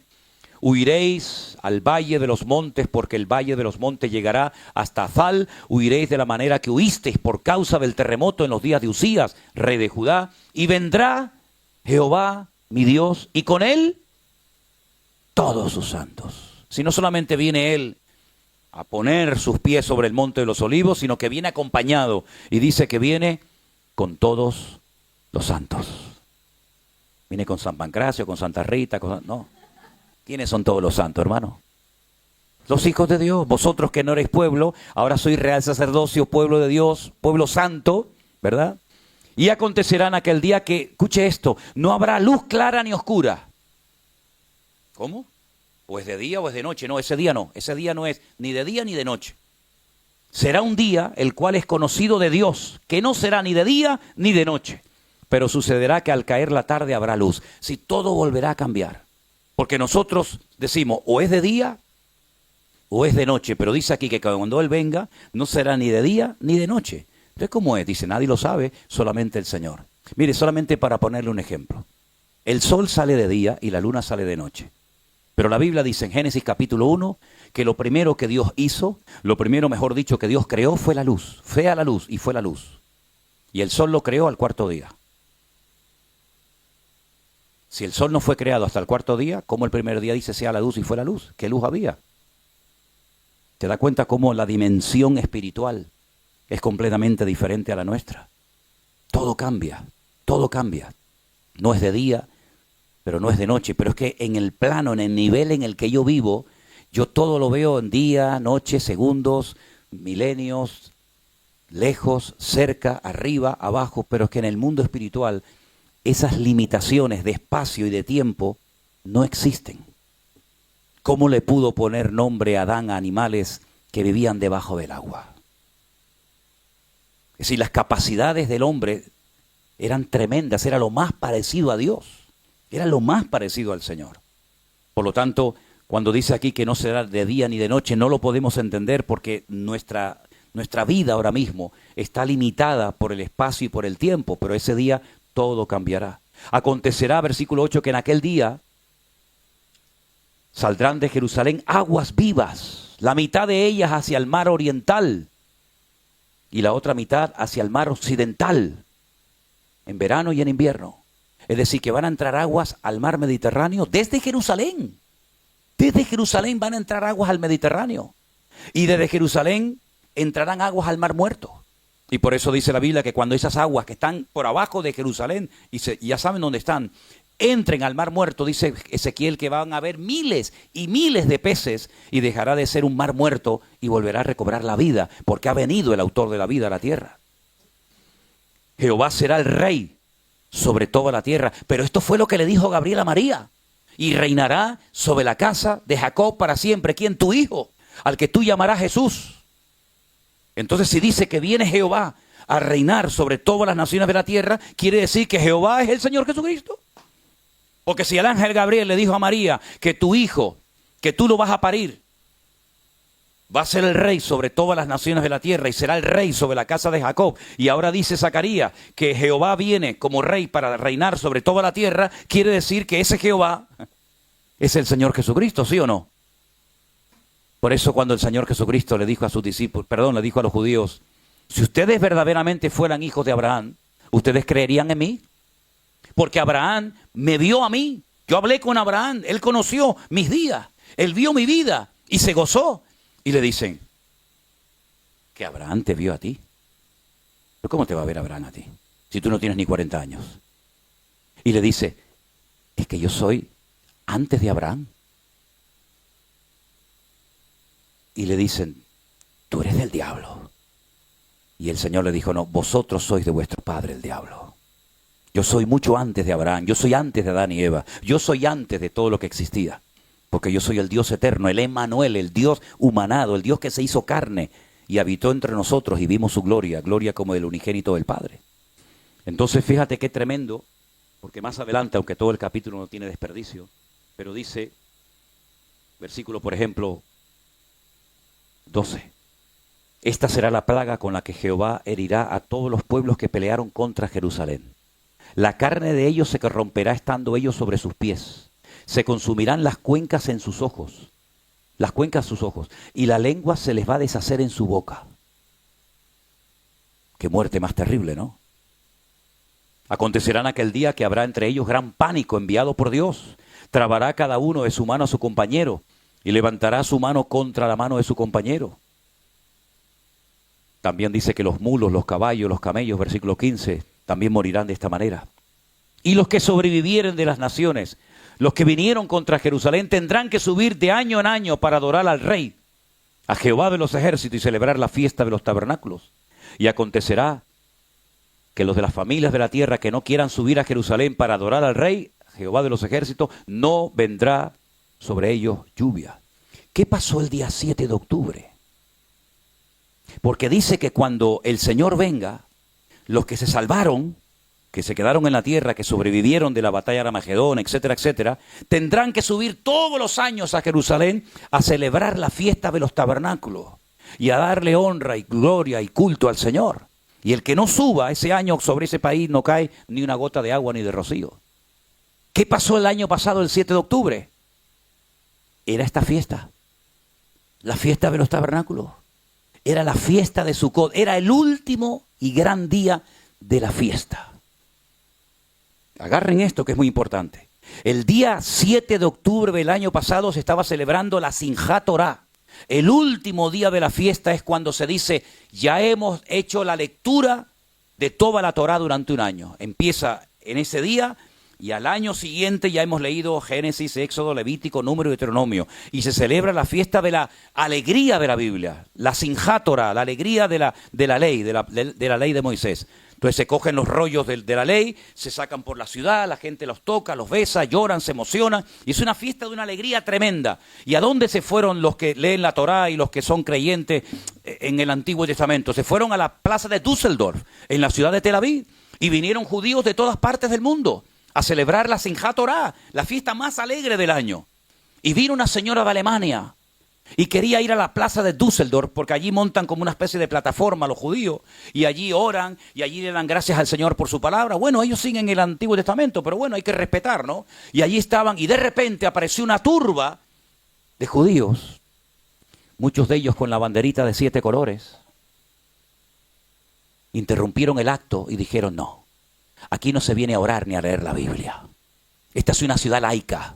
Y aquí no le vamos a permitir a ustedes, los religiosos, que vengan aquí a orar a Dios de Abraham, de Isaac y de Jacob. Aquí no vamos a permitirle eso. Y esta señora que vino a Alemania dijo: nunca creí que en mi país, gente de mi país me atacara y me prohibiera leer la Biblia en público y orar.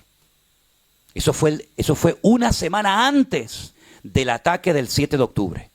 Una semana después, esos que interrumpieron el acto de oración y de lectura bíblica en la plaza de Düsseldorf, en Tel Aviv, habían llenado toda la plaza con las fotografías y con las velas de todos los que habían matado en los kibbutz del sur. Qué paradojas tiene la vida, ¿no? ¿Te molesta que se lea la Biblia en público? ¿Te molesta que se ora? ¿Tienes que interrumpir un acto de tu gente, de tu pueblo, de tu cultura? Pues a la semana siguiente estaban recordando a los que habían fallecido en ese lugar. Qué tremendo, ¿no? Qué triste, ¿no? Qué triste. Cuando yo en diciembre del año pasado decidí irme, la guerra había empezado en octubre, yo decidí irme en diciembre a ver cómo estaba aquello, y mi objetivo era irme al sur, pero lo más posible al sur, para hablar con soldados, para hablar con gente que había perdido hijos, padres, sobrinos, nietos, y me fui por todos los kibbutz. Contactamos con un soldado que estaba en Gaza peleando, y vino y nos recogió a través de un pastor. Hicimos el contacto y fuimos visitando kibbutz por kibbutz. Fui entrando a las habitaciones, vi, bueno, cosas tremendas. Me llevaron a una explanada donde había miles de coches, todos los que estaban en la famosa fiesta de Nova. Todavía estaban sacando los restos, llenando bolsas de plástico de dientes, de cabezas, de ojos, de troncos, de manos, de cantidad de cosas, y allí estábamos nosotros viendo todo aquel panorama. Y resulta que en una gasolinera paramos a poner gasolina al coche y me encuentro a un muchacho, me acerco a él y entonces él me dice: hablas español, ¿de dónde eres? Y empezamos a hablar. Él había ido a las Islas Canarias a hacer un reportaje del volcán que tuvimos no hace mucho tiempo en la isla de La Palma, conocía muy bien aquello. Entonces empecé a hablarle, él era periodista, se iba al sur a hacer un reportaje. Y le dije: oye, te quiero hacer una pregunta, si no quieres no me la respondas. ¿Es verdad que todos o casi todos los habitantes de los kibbutz, esas granjas comunitarias que fueron atacadas, son ateos? ¿Es verdad? Me dice: más del 85% de los que vivimos en los kibbutz no queremos saber nada de religión, ni de Biblia, ni de Dios, ni de nada. Él me dio sus motivos. Se extrañó de que le hiciera ese tipo de preguntas. ¿Cuántas sinagogas quemaron en el sur? ¿Cuántos rollos de la Biblia quemaron en los kibbutz del sur? Ni uno, porque eran la mayoría ateos. ¿Saben a lo que se dedicaban los que vivían en esos kibbutz? A ayudar a los palestinos, a los primos, como yo les llamo, llevándolos a hospitales, dándoles escuela. Uno de ellos hizo todo un sistema de regadío con unas tuberías tremendas para que pudieran tener agua potable. Las escarbaron, las sacaron y las convirtieron en cohetes, las convirtieron en misiles. 11.000 de ellos trabajaban en las comunidades agrícolas y ganaderas del sur. Ellos se llevaron toda la información, los planos, el nombre de las calles, cuánta gente había en cada casa, incluso si había algún animal, algún perro, algún gato, algún anciano, algún niño. Y se lo llevaron a los que luego después atacaron. Y sabían dónde tenían que ir. Aquí había una familia, aquí había un niño, aquí había un perro, aquí había aquí había el otro. Es decir, fue algo realmente terrible, pero esto es simplemente un botón de muestra de cómo el país más protegido de la tierra, con el sistema más sofisticado tecnológicamente hablando de seguridad, fue atacado y fue humillado en unas pocas horas. Y 3.000 de esas personas se metieron dentro de Israel. Y déjeme que le diga algo. Y nos lo dijeron allí ellos. Ellos no sabían que iba a haber una fiesta nova en el desierto. El objetivo de ellos cuando venían cargados con un montón de comida. El objetivo era tomar las ciudades del sur. Tomar Beersheba, tomar Siderot y tomar otras ciudades. Y desde allí ir subiendo, controlando todo el país. Tomar barrios enteros, edificios enteros, amenazarlos que si nos atacan ponemos explosivos y tiramos todo el barrio abajo. Ese era el objetivo con el que ellos venían. Pero cuando ellos llegaron y vieron aquella fiesta donde había miles de jóvenes, muchos de ellos sí bailando, pero drogados, borrachos, con una estatua gigante de Buda, en medio del desierto. Ya me contarán ustedes a mí qué hace un Buda gigante en el desierto en una fiesta de judíos. Cuando ellos llegaron dijeron, uy, esto es un regalo. Y en cierto sentido fue lo que los paró de poder entrar a las grandes ciudades. Se dedicaron al tiro al blanco.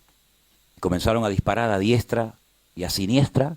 Y eso fue un poco lo que frenó que ellos entraran a las ciudades grandes y conquistaran desde ahí todo el país. Ahora, hablando con hermanos nuestros en la fe, tanto judíos como no judíos, hay hermanos que llevan mucho tiempo preparándose, almacenando grandes cantidades de alimentos y de aguas, porque ellos saben que tarde o temprano van a ser atacados de una forma brutal, como dice la palabra de Dios. No solamente este capítulo que hemos leído, lean por ejemplo el libro de Joel, donde dice cosas tremendas, cómo entrarán por las ventanas, cómo violarán a las mujeres, etcétera, etcétera. Entonces, queridos hermanos, estamos a punto de ver cosas aún peores que las que hemos visto en televisión o las que nos han contado. Nosotros, si el Señor lo permite, nos vamos todo el mes de noviembre a Israel. El mes más difícil, el mes más duro. Las próximas elecciones en los Estados Unidos van a cambiar el panorama político del mundo. Gane quien gane. El otro día estaba predicando en una iglesia, en un auditorio en Orlando, y yo dije que gane quien gane, va a pasar cualquier cosa. Y bueno, hay unas personas que se enojaron, pensaba que yo apoyaba a uno y estaba en contra del otro. Yo ni apoyo a uno ni estoy en contra de nadie, yo solamente predico la palabra de Dios. Y digo que sea como sea, Estados Unidos llegará el momento en el que no va a suministrarle nada más por la presión tan grande que tienen a Israel. Y la mayoría de las armas que Israel tiene no son de fabricación casera, sino son armas que le compran a los Estados Unidos. Ya por ejemplo ayer el presidente de España, que es un inútil terrible, es un demonio, y lo he dicho así abiertamente, me da igual, es un demonio terrible, es un instrumento del diablo en estos tiempos finales, ya dijo que a Israel no hay que darle armas. Si no me das armas, pues lo que estás diciendo es que me maten. No le vendan armas. ¿Qué significa? Pues que los destruyan. Ya Macron lo dijo la semana pasada, que no hay que venderle ni una sola arma más a Israel. Llegará un momento en el que Israel, según la Biblia, se va a encontrar solo, totalmente solo, y solamente va a tener una vía de escape, y es mirar hacia arriba. Y cuando estén a punto de ser aniquilados, fíjense al extremo que vamos a llegar, porque van a ser atacados por el norte, por el sur, por tierra, por mar, por aire, por dentro, por fuera y por todas partes, tendrán que clamar al Señor, como dice el Salmo 118, ¿no? ¿Cuál es el centro de la Biblia? Si partiéramos la mitad de la Biblia y dijéramos, ¿cuál es el centro? El versículo que dice, mejor es confiar en Dios que confiar en los hombres. Ese es el centro de la Biblia. Desde la angustia invoqué al Señor o al Eterno y el Eterno me respondió. En ese momento es cuando aparece aquel que traspasaron y lo verán y harán gran lamentación por él, y es cuando él pone sus pies en el monte de los olivos, se parte, y entonces cuando él viene a reinar con poder, con gloria sobre este planeta Tierra. Las cosas van a cambiar de tal manera que mañana, pasado mañana, el mes que viene, dentro de 2 meses, usted vaya a poner gasolina a su coche y el litro puede costar 20 euros. ¿Cómo? La Biblia dice que un hombre tendrá que trabajar todo el día para comprar una barra de pan. Claro, puede ser que haya personas que digan, pero es que a mí no me gusta lo que este hombre predica. Bueno, con todo mi respeto, yo le digo que a mí me da exactamente igual lo que usted opine de mí. Pero yo le digo lo que dice la Biblia, que un hombre tendrá que trabajar todo el día para comprar una barra de pan. Como les dije ayer, los que tienen los ahorros en dólares, vayan espabilando, porque el dólar se va a hundir en la miseria. O sea, yo voy a comprar unos dolaritos. Sí, compren los dolaritos. Es decir, todo va a cambiar de tal manera que a lo mejor usted va a llegar un día a un supermercado, como ha pasado en Cuba, como ha pasado en Venezuela, como ha pasado... Yo me crié en Venezuela, mi infancia la pasé en Venezuela. Nosotros vivíamos, no digo como ricos, pero casi, un país de abundancia, había trabajo, era Estados Unidos en español. Nadie se quería ir a otro país, Venezuela era un paraíso. Miren cómo está Venezuela hoy en día. Es un país destruido, un país sin futuro, un país con tantos recursos que tiene. ¿Qué recursos tenemos en Europa? No tenemos petróleo, no tenemos gas, no tenemos oro, no tenemos diamantes, no tenemos nada. Más que tontería en la cabeza. Y sin embargo los países latinoamericanos, cualquiera que me mencione, Ecuador, Perú, México, Argentina, Bolivia, Brasil, cualquier país de Latinoamérica se podría comer el mundo. Ustedes tienen de todo, absolutamente de todo. ¿Y cómo es posible que países tan ricos, tan hermosos, No me digan a mí que los países latinoamericanos no son hermosos. Las mejores playas, las mejores montañas, los mejores desiertos, los mejores valles. Es increíble. La gastronomía, caramba. Cuando voy a Estados Unidos digo, déjate hamburguesas y de porquería de eso y dame una comida de un cubano, de un argentino, de un chileno, de un peruano. ¿Cómo es posible que esos países tan ricos, con tanta abundancia, estén tan mal como están? Estuve hace 2 años en Colombia y de verdad que me dio pena ver cómo va Colombia deteriorándose de una forma tremenda. Y Ecuador, lo que era Ecuador, país tan bonito que me encantó cuando estuve no hace mucho tiempo por allí, por Quito, por Manta. País peligroso, un país que la gente le da. El día que yo estaba bautizando en Manta a una familia, 2 cuadras más allá se oyen tiros. Y mataron a la íntima amiga de una muchacha que yo estaba bautizando, una chica joven, porque estaba en la habitación de un hotel con el que organizaba Miss Ecuador. Y entraron a un ajuste de cuenta y lo tirotearon a él y a la muchacha que estaba en el momento equivocado con la persona equivocada. Es decir, habrá un momento que el único refugio seguro es Dios. Y como dije ayer, Bélgica es la cabeza de la serpiente. Aquí se fragua todo. Aquí se fragua todo.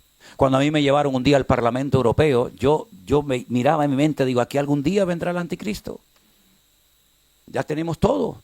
Europa, que fue un continente que se ha enfrentado 2 veces en 2 guerras mundiales brutales, donde han muerto millones y millones de personas. Hoy en día se sientan juntos, comen juntos.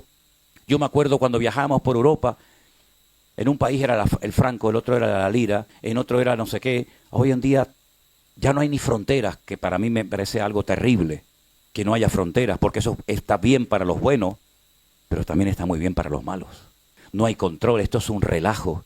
Donde hoy en día vas a la calle y casi te da miedo dar una opinión contraria a la de la multitud, porque te pueden insultar, te pueden acuchillar, te pueden apedrear, y no les cuento nada la presión tan grande que tendrán estas criaturas, estos niños, en las escuelas hoy en día, cuando le están enseñando todo lo contrario a lo que nosotros creemos, vivimos y practicamos, donde le están enseñando que lo malo es bueno y lo bueno es malo, y donde le están enseñando que todo lo contrario a la palabra de Dios. Por eso, en el momento en el que usted pueda hacer una buena compra de comida, hágala, hermanita. Que no pasa nada, ahí tiene la comida, no pasa nada. Pero si un día usted va al supermercado y no hay comida, dicen hace ya muchos años que Europa va a sufrir un apagón de corriente eléctrica brutal, porque estamos abusando tanto de la electricidad que llegará un momento que se va a colapsar el sistema en toda Europa. Si no hay electricidad, no puede subir en ascensor. Las bombas que generan el agua para subirla a donde usted vive no van a subir agua. Hermanos, no es cuestión de tener miedo, es cuestión de ser prudentes. Porque déjeme que le diga algo y ahora voy a dar lugar por si hay alguna pregunta, ¿sí?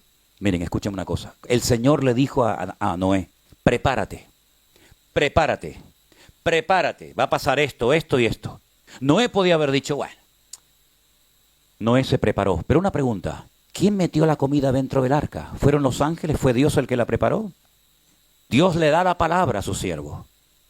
Su siervo se la enseñó a sus hijos, logró involucrar a sus hijos en la obra y a las mujeres de sus hijos, gloria a Dios. Pero la gente se burló de Noé. Pero cuando llegó el diluvio, Noé no pasó hambre, Noé no pasó frío, Noé no pasó sed, porque él estaba perfectamente preparado. ¿No estará hablando el Señor en estos tiempos de que tenemos que estar preparados? ¿Para qué seguimos comprando ropa que no te la vas a poner nunca? Más ropa y más camisas y más pantalones, pero con la edad que tienes, mijo, ¿tú te crees que vas a gastar lo que tienes? 50 vidas te van a hacer falta para gastar los zapatos que tienes.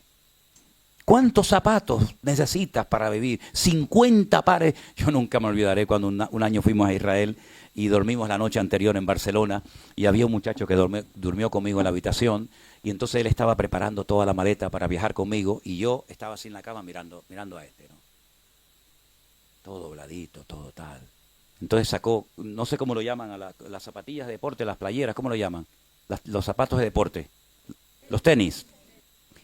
Sacaba los tenis amarillos, ponía así, los tenis verdes, los tenis rojos, los tenis negros. Y yo le dije, una pregunta, hermano, ¿tú a dónde vas?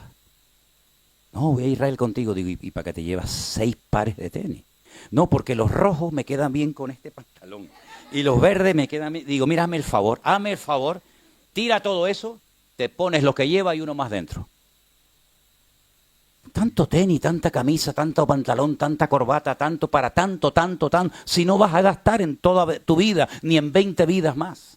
Pero hay gente que tiene como esa cosa de, ay, vienen las rebajas de verano, y vienen las rebajas de invierno, y viene el Black Friday, y venga a comprar, y lo que tienen que comprar no lo compran.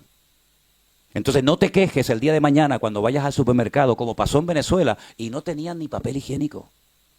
No tenían nada. Y hay lugares hoy en día que ni con dinero, y hablo por ejemplo de Cuba, que ni con dinero ya puedes comprar cosas indispensables para la vida. No, es que vivimos en Europa, nosotros somos diferentes. Ya. Eso también decían los venezolanos cuando dijeron, a nosotros nunca nos va a pasar lo que les pasó a los cubanos. Y Cuba era un paraíso, hermanos.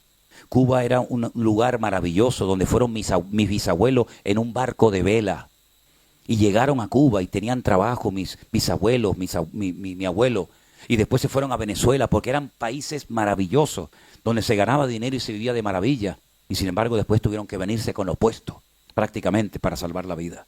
Entonces la vida puede dar tantos cambios.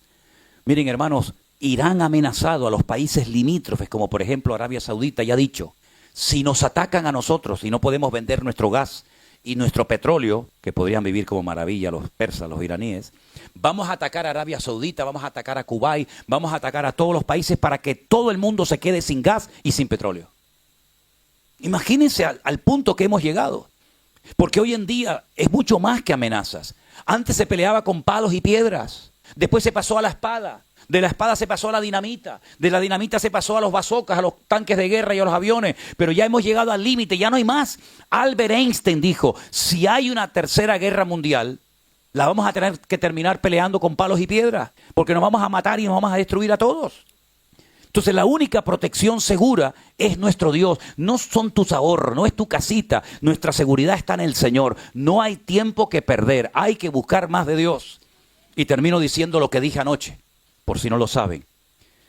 Arriba en el monte Moriah, donde estaba el templo de Jerusalén, hoy en día no hay templo, ya eso lo saben, ¿no? Hay una cúpula enorme que se llama la cúpula de Omar, debajo de la cúpula hay una roca que es así gigante, como todo este salón más o menos, que fue el altar donde Abraham subió a su hijo Isaac para sacrificarlo. Se llama el domo de la roca. Los judíos dicen que ese es el centro, el ombligo de la tierra. Bueno, al lado hay una mezquita más chiquitita que se llama la mezquita de Al-Aqsa, donde están los famosos mártires de Al-Aqsa, los que se están preparando para ser hombre bomba. ¿Sí? En esa explanada, durante años los judíos no podían subir porque subías y te mataban. La primera vez que yo subí, lo primero que hacen es arrancarte cualquier símbolo religioso que no tenga que ver con el Islam. Te tiran la Biblia, te rompen cualquier anillo con algún versículo bíblico, una estrellita de David, una cruz, lo que sea, todo eso lo rompen. Pero podíamos subir. Pero ahora esa prohibición de poder subir los judíos arriba a orar ya se ha quitado. Eso es un milagro. ¿Qué es lo que están pensando muchos judíos? Se están preparando y armando hasta los dientes para que en cuestión de poco tiempo suba un montón de ellos arriba con un altar portátil que han construido para comenzar a ofrecer los primeros sacrificios antes de hacer el templo. Pero ellos saben que ese lugar, por la religión que se ha practicado, por las cosas que se han hecho allí, por ejemplo, se han plantado muchos árboles, cosa que estaba totalmente prohibida, porque allí era donde se colocaban los ídolos, ese lugar está contaminado. Y según el Antiguo Testamento, un capítulo del libro de Números, la única manera de limpiar, de santificar, de preparar un lugar para que se hagan sacrificios para el Señor, es matando un animal que en hebreo se conoce con el nombre de la pará adumá.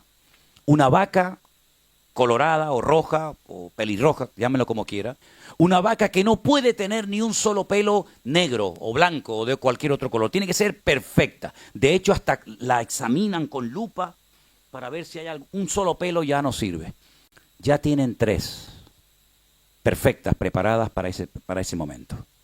Ya tienen un altar portátil y ya hay más de 1500 coanim o levitas preparados para en cualquier momento subir arriba y hacer sus sacrificios y su templo.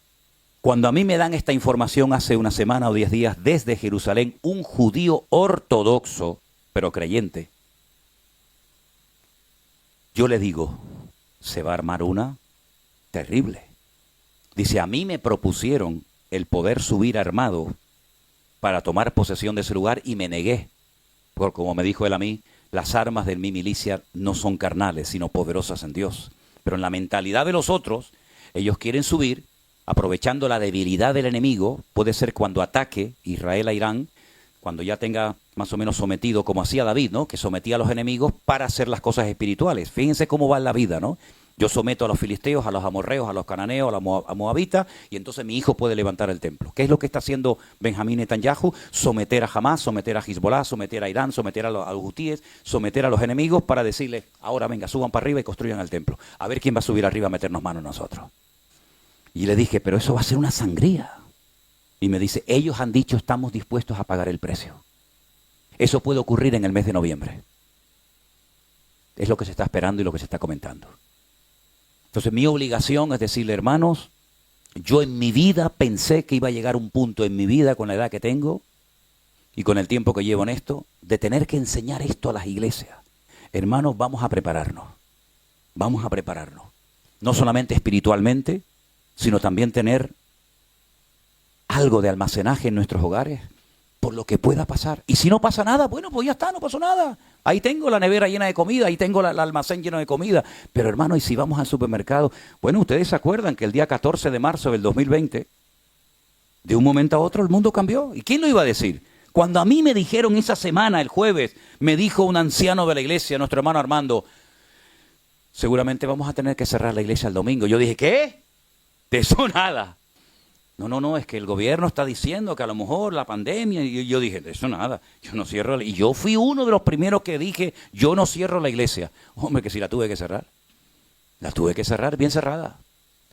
¿Y quién nos iba a decir a nosotros? Que millones de hermanos nuestros íbamos a estar encerrados. Yo decía, bueno, un par de domingos. Tuvimos bastante tiempo, y luego después, uno aquí, otro allí, otro para allá, no me toques, no estornudes, y cuando alguien estornudaba hacíamos, Yo me acuerdo cuando sacaba el perro de paseo, que ya el pobrecito ya no daba más porque lo paseaba todo el día, el perro iba así. ¿Verdad? Los vecinos decían, déjame el perrito un ratito para salir. El perro ya decía, ya no me saques más. Algunos hasta compraron peluches de esto y sacaban el peluche por la calle para coger un poco el aire. Me acuerdo cuando salía con el perro que venía uno allá en la esquina y hacía, y hacíamos, y salíamos corriendo. Eso pasó el otro día, ya lo hemos olvidado. Y yo recuerdo que algunos hermanos oraban y decían, hay que orar para que pronto vuelva la normalidad. Y yo decía para mí, ¿y no será que esta es la normalidad a la que vamos a tener que acostumbrarnos? A vivir con menos, a comer menos, porque comemos como salvajes muchas veces. Y si no, mírese. No, mírese. Ay, es que la foto me sacó gordo. No. La foto no le sacó gordo, hermano.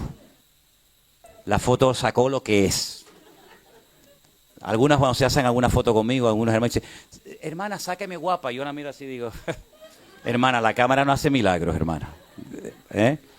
Entonces, hermanos, estamos viviendo tiempos peligrosos, tiempos difíciles, tiempos donde cualquier cosa puede ocurrir en cualquier momento. Y creo que mi deber como creyente es advertirles de que las cosas no van a mejorar. ¿Qué más quisiera yo? El Señor dijo que por haberse multiplicado la maldad, el amor de muchos se enfriará. Porque va a haber muchos cristianos que no fueron hombres de oración, que no fueron hombres de palabra, que no fueron personas consagradas, que no van a aguantar la presión. No la van a aguantar. Va a haber momentos en Europa que te van a decir, ¿usted qué religión practica? Soy cristiano, aquí no pueden trabajar cristianos.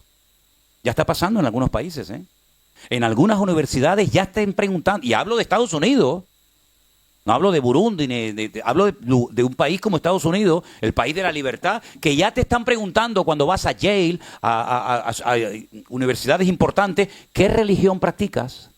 Y depende de la religión que practiques, depende de cuáles sean tus creencias, puedes o no estudiar en esa universidad, aunque tengas que pagar miles y miles de dólares por estudiar en ella. Al punto ese hemos llegado, queridos hermanos. Y llegará el momento que dirán, cristianos evangélicos aquí no trabajan. Ya le pasó a Elena hace años, que en un lugar, cuando dijo que era cristiana evangélica, le dijeron, coge tu maleta y vete, aquí no puedes trabajar más. Ni siquiera le dejaron entrar.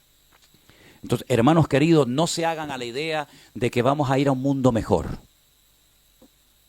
sino todo lo contrario, el mundo se va a poner cada vez peor y lo estamos viendo. Uno dice, bueno, ¿será que a lo mejor en Ecuador, en México, en Bolivia, hermano, en todas partes hay corrupción, hay inmoralidad? Es un relajo el mundo, se ha perdido completamente el norte en todos los sentidos. Que el Señor nos ayude a estar preparados. Yo ahí les doy el mensaje, a ustedes ya son mayorcitos y saben lo que tienen que hacer. ¿Hay alguna pregunta acerca del mensaje, acerca de la enseñanza en esta mañana, que ustedes aprovechando esta oportunidad